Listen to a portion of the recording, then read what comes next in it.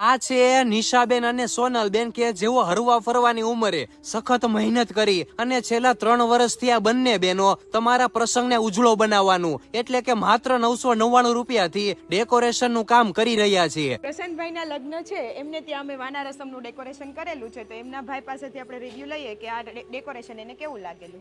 ખરેખર જો તમારો પ્રસંગ ઉજળો બનાવવો હોય તો તમે આ બે બહેનો ખૂબ જ મહેનત કરે છે, એનો તમે અવશ્ય કોન્ટેક્ટ કરી શકો છો.